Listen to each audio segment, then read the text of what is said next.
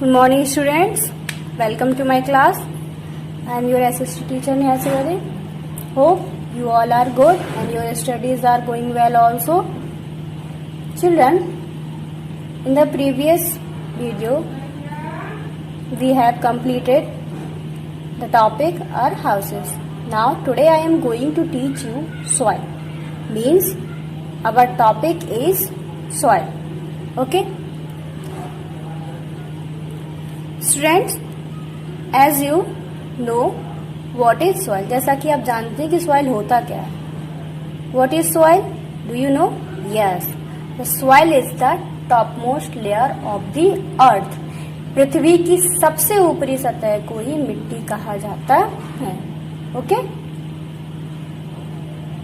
Now we are going to discuss about the main points of soil, which are formation of soil, soil found in India and soil erosion.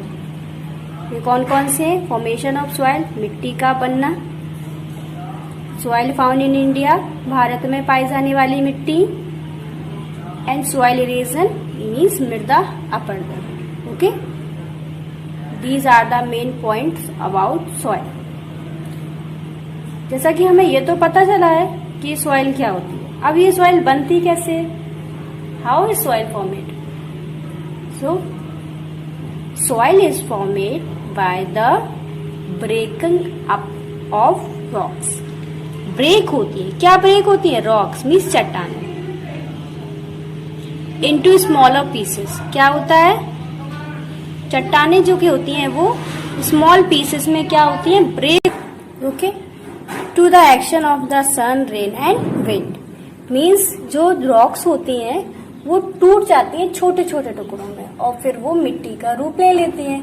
लेकिन ये सब होता कैसे? किस प्रक्रिया से होता है? कौन सी क्रिया से होता है? सन, रेन एंड विंड. जब हवा चलती है, सूर्य की किरणें, सन रेजेस होती हैं, वो रॉक्स यानी कि चट्टानों पर पड़ती हैं. फिर बारिश होती है. ये प्रोसेस जो होती है वो कंटिन्यू होती रहती है. इस प्रोसेस में काफी लंबा समय लग जाता है, जिससे चट्टानें जो होती हैं वो ब्रेक होने लगती हैं और ब्रेक होते होते वो क्या हो जाती है? छोटे छोटे टुकड़ों में क्या होती है? वो टूटती हैं. और ये जब पृथ्वी पर आकर गिरती है तो ये मिट्टी में चेंज हो जाती है. Okay, so how is soil formed? Soil is formed by the breaking up rocks into smaller pieces due to the action of the sun, rain and wind. Okay? Now second point is soils found in India. How many types of soil found in India? In India there are basically 6 types of soil. हमारे भारत में मुख्यतः 6 प्रकार की मिट्टियां पाई जाती हैं. These are alluvial soil, black soil, red soil, laterite soil, desert soil, mountain soil. Alluvial soil जलोढ़ मिट्टी, black soil काली मिट्टी, red soil लाल मिट्टी, laterite soil उखरेला मिट्टी, desert soil रेगिस्तानी मिट्टी and mountain soil पहाड़ी मिट्टी. These are the 6 basic type of soil. How many types of soil found in India?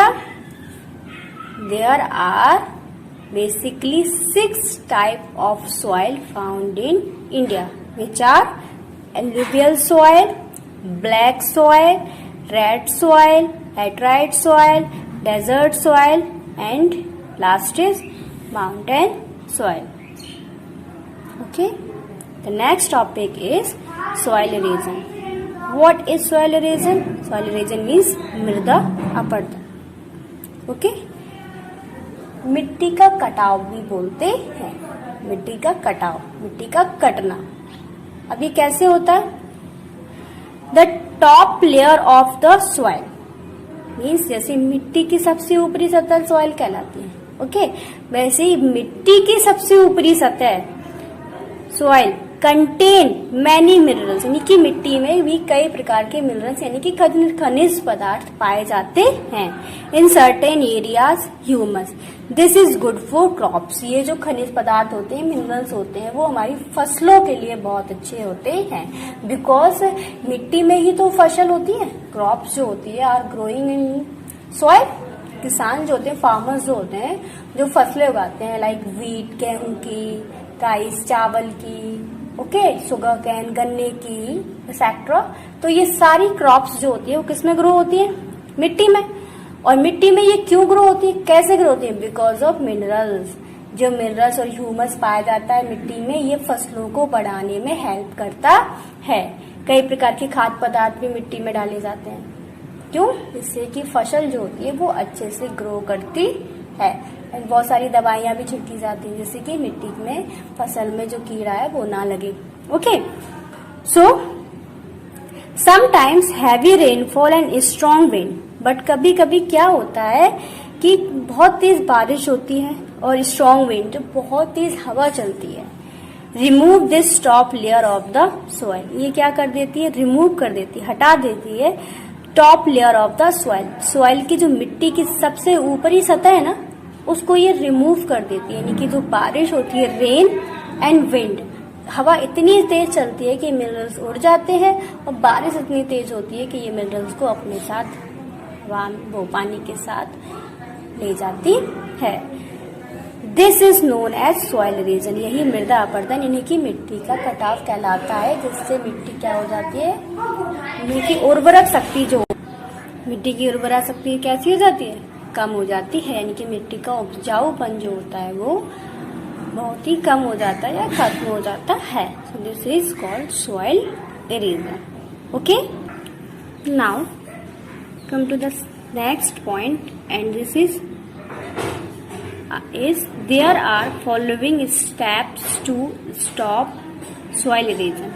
यहाँ पर कुछ स्टेप्स हम ले सकते हैं जिससे सॉइल इरोजन यानी कि मृदा अपरदन को हम स्टॉप कर सकते हैं, यानी कि रोके जा सकते हैं। मिट्टी के कटाव को रोका जा सकता है। उसकी जो क्रॉप्स को बढ़ाने की जो शक्ति होती है, पावर होती है, वो कैसी रहेगी? अच्छी रह सकती है और ये मिट्टी जो है वो उपजाऊ बनी रहे। Some steps are, we should plant more trees, जितने ज्यादा कर सकते हैं हम, चाहिए हमें करने, वी शुड, हमें करने चाहिए, प्लांट मोर ट्रीज, ज्यादा से ज्यादा, अधिक से अधिक क्या करने चाहिए? पेड़ लगाने चाहिए। बिकॉज आपको पता है ना, जो प्लांट्स होते हैं वो क्या करते हैं? प्लांट्स जो होते हैं वो वाटर को होल्ड करते हैं। वो प्लांट्स कैसे करते हैं? प्लांट्स की जो रूट्स होती हैं, जो जड़ें होती हैं, वो पानी को क्या करती हैं? एब्जॉर्ब कर लेती है। किसकी हेल्प से?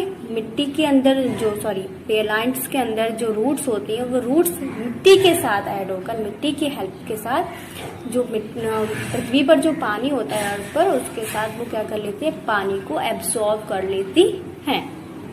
Okay, so we should plant more trees as they hold the soil with their roots. और ये मिट्टी क्या करती रहती है? रूट्स के साथ क्या होती है? अपने आप को बांधे रखती हैं। ओके, पकड़े रखती है, जड़ें जो होती है वो मिट्टी को पकड़े रहती है। Okay, second is we should control overgrazing by animals. जो जानवर होते हैं वो बहुत सारी ओवर ग्रेज कर लेते हैं, खाते हैं फसलों को, जो ज्यादा ग्रेज कर रहे हैं, खा रहे हैं, जिससे क्या होता है? ज्यादा खाने से भी उर्वरा शक्ति कैसी हो जाती है? कम हो जाती है। इसलिए we should control overgrazing by animals. जो हमें ज्यादा खाते हैं तो खाना चाहिए, बस उसे कंट्रोल में, ओवर ग्रेज ना करें, इस पर भी हमें ध्यान देना चाहिए। Third is we should do terrace farming on hill slopes. जो हिली एरियाज होते हैं, पहाड़ी इलाके होते हैं, वहां पर, जैसे हमारे यहाँ फ्लैट सरफेस है, समतल भूमि है, ऐसी वहां नहीं होती हिलीज एरियाज में। सो वहां पर हमें टेरेस फार्मिंग होती है, उसका सबसे ज्यादा यूज होना चाहिए। Okay, so these are the some steps to stop soil erosion. I hope you all are understood.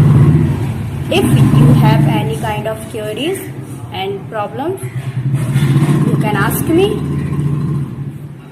So take care, Stay at home and stay safe. Thank you.